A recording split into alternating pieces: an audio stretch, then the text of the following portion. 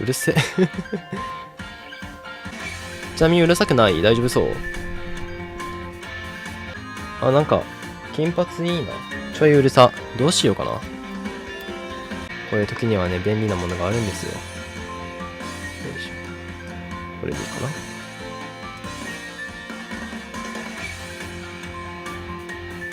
な。よし、じゃあこれでいいでしょう。はい。